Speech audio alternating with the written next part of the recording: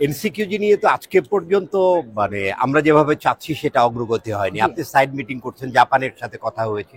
কি মনে হচ্ছে আমরা কি এই টার্গেটটা অ্যাচিভ করতে পারবো? আমরা এটুকুন বুঝতে পারছি যে গ্লোবাল কমিউনিটি আমাদের প্রয়োজনের কথাটা বুঝতে পেরেছে, কিন্তু এখানে 195-96টা রাষ্ট্রকে এক করে আনার প্রক্রিয়াটা তো বেশ দুরূহ, এটা আপনিও জানেন।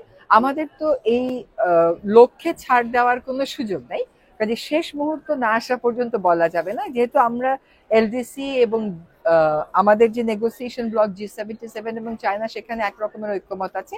আমরা আশাবাদী যে আমরা এই প্রক্রিয়াটা অব্যাহত রাখতে পারবো।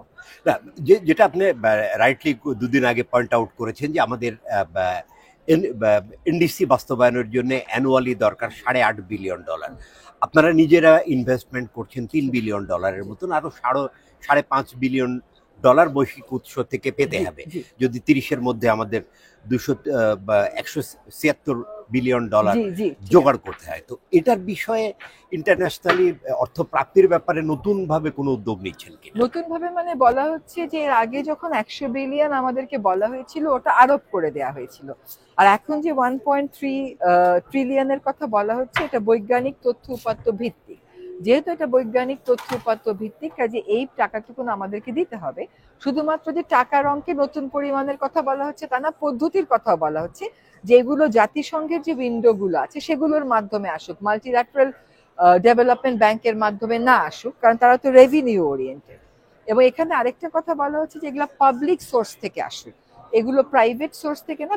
প্রাইভেট পার্টিসিপেশন অন্য মডেলে হতে পারে, কিন্তু পাবলিক সোর্স থেকে আসুক, যাতে করে মানে এটার পাবলিক টু পাবলিক যে একটা কমিটমেন্ট, সেটা আমরা প্রতিফলিত দেখতে পারি। মানে আপনি কি এই যে উন্নত দেশগুলোর মধ্যে এটা পাবে, G77 চায়নাতে তো অনেক বিষয়ে ঐক্যমত, যেমন স্মল আইল্যান্ডরা চাচ্ছে যে $220 বিলিয়ন ডেডিকেটেড, ওরা 39 বিলিয়ন চাচ্ছে, আর এলডিসি চাচ্ছে এটা, এবং বলা হচ্ছে 20% যাতে UNFCCCর উইন্ডো দিয়ে আসে, যেটা আপনি ইতোমধ্যে বললেন। তারা কি মানে রাজনৈতিকভাবে আন্তরিক কিনা উন্নত দেশগুলো?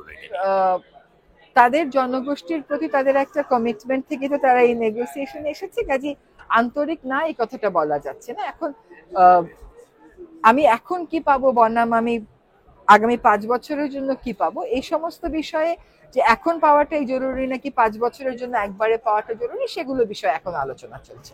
ধন্যবাদ আপনাকে আপা।